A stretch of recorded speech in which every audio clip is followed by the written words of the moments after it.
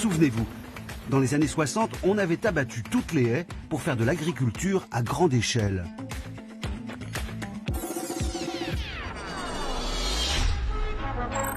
Le morcellement des terres est un frein pour l'évolution économique et pour le progrès social.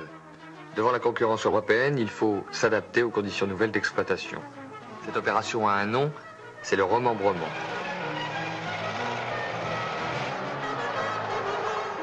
Les terres sont regroupées autour des bâtiments de ferme, des voies d'accès faciles sont tracées. Le remembrement, c'est la meilleure adaptation à des systèmes modernes de culture ou d'élevage.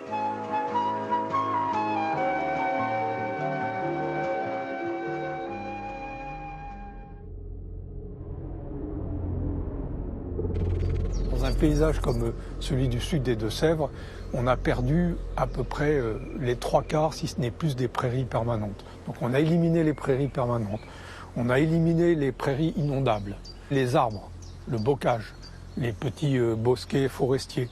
On a aussi éliminé la matière organique des sols, l'humus, qui retient l'eau. Donc en fait, on a, pendant les 50 dernières années, on a accéléré le transit de l'eau et son évacuation vers la mer. Aujourd'hui, l'eau de pluie qui tombe en 24 heures ou 48 heures est dans l'océan Atlantique.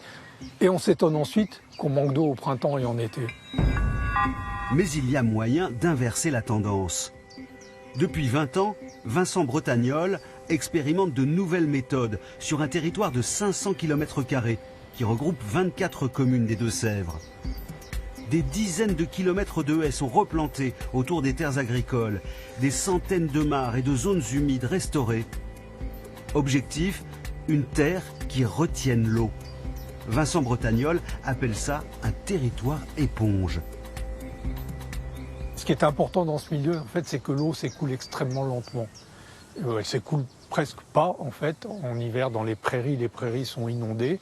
Et cette eau qui stagne, en fait, elle recharge progressivement, tranquillement les nappes phréatiques. C'est ce qu'on appelle les solutions fondées sur la nature. On sait que ça marche, puisque les écosystèmes, ça fonctionne. Et en plus, c'est gratuit. Pour amener de l'eau dans les champs, on va même jusqu'à redessiner nos rivières. Dans les années 60, un grand nombre d'entre elles ont été transformées en canaux parfaitement rectilignes. Le but, drainer l'eau qui inondait les prairies en hiver pour les rendre moins boueuses et y cultiver des céréales. Aujourd'hui, marche arrière toute. À coups de pelleteuse et en charriant des tonnes de cailloux, on redonne à ces rivières leur lit naturel en zigzag. En Charente, ce cours d'eau a été entièrement réaménagé sur près d'1 kilomètre. Tiens, attends, je crois que c'est ici qu'on a démarré tout l'aménagement. Ouais. C'est ici qu'on avait fait la première mesure. Ok. On avait à peu près 15 cm de profondeur à cet endroit-là. Et là, on est à 44 cm. Donc, tu vois, là, ici, on a rehaussé de à peu près 20 cm la hauteur d'eau. Non, c'est pas mal. Alors là, ici, avant, c'est simple. Tous les méandres que vous voyez n'existaient pas. On avait une ligne droite tout le long de ces grands arbres-là. Nous, ce qu'on a essayé de faire, c'est de lui redonner un peu de méandre. On recrée finalement de la sinuosité dans le cours d'eau. Donc du coup, on a une eau qui s'évacue moins vite tout le long de l'année. Mais ce qu'on a pu remarquer, c'est qu'en fait, avec le fait de rehausser le fond du lit, on a vu la nappe remonter de plusieurs dizaines de centimètres par endroit. On sait que finalement, sous nos pieds, on arrive à stocker un peu plus d'eau. Alors on apporte finalement notre pierre à l'édifice avec ce type de travaux-là. Les agriculteurs y trouvent aussi leur compte, car ils dépensent moins d'argent dans l'irrigation. Mais à condition de changer leurs pratiques agricoles. Dans le Val-de-Sèvres, Vincent Bretagnol travaille avec 450 agriculteurs. La plupart, comme Fabrice Briand, ont abandonné une pratique pourtant ancestrale, le labour. C'est vrai qu'on était resté sur des bases, on labourait systématiquement. Ça, on ne se posait pas de questions. On labourait et on semait, sauf que on s'est aperçu qu'on déstructure le sol. Et toute la matière vivante du sol, elle est dans les 3 ou 4 premiers centimètres. Donc à partir du moment qu'on remet ça au fond de la semelle de labour, on tue toute activité biologique. Donc l'idée, c'est de travailler moins le sol. L'idée, c'est de travailler sur des sols vivants. Comparons un sol labouré et l'autre non. Le labour, crée une semelle imperméable qui bloque la pénétration de l'eau de pluie dans le sol. Un sol non labouré, au contraire, grouille de vie. Les vers de terre et toute une faune microscopique creusent un labyrinthe de galeries qui permettent à l'eau de s'infiltrer en profondeur.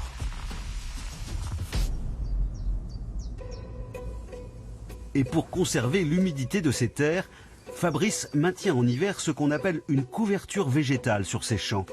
Du trèfle par exemple, qui pousse même quand il fait froid. Cette protection naturelle limite le ruissellement de la pluie et l'évaporation de l'eau.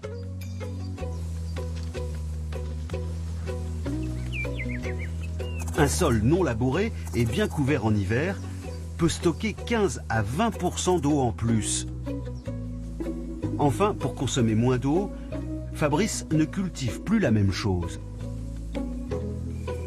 Moi, j'ai fait le choix de changer mon système de culture. Voilà, donc j'ai fait le choix de ne plus faire de maïs. Les cultures qui sont gourmandes en eau, j'ai arrêté. On a 15 cm de sol, donc ça devient une aberration de faire du maïs dans 15 cm de sol. On sait pertinemment que de toute façon, il faudra l'irriguer. Donc on fait d'autres cultures. Fabrice cultive aujourd'hui du tournesol, de la moutarde ou du lin. D'autres ont remplacé le maïs par du sorgho, beaucoup moins gourmand en eau.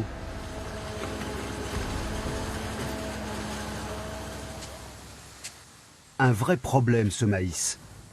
Il consomme énormément, entre 20 et 25% de l'eau disponible en France, principalement en été. Riche en protéines, il sert principalement à nourrir nos animaux d'élevage. Il engraisse nos cochons, nos poules, nos canards.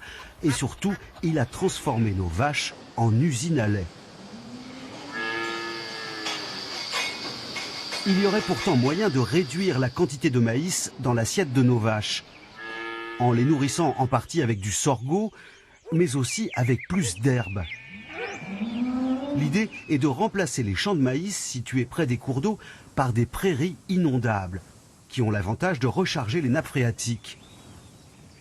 Certes, en mangeant moins de maïs, les vaches produiront moins de lait, mais comme leur nourriture coûtera moins cher, les éleveurs pourraient être gagnants. Au final, l'agriculteur, financièrement, s'y retrouvera. Mais c'est à la condition que les consommateurs jouent le jeu. Voilà. C'est-à-dire qu'ils achètent des produits qui ont été produits localement. Et donc qui soutiennent quelque part des agriculteurs qui font des efforts pour produire de la nourriture à haute valeur environnementale quelque part. Donc oui, c'est une transformation qui n'implique pas que les agriculteurs ou que les consommateurs d'ailleurs, mais qui implique les deux, à la fois et ensemble.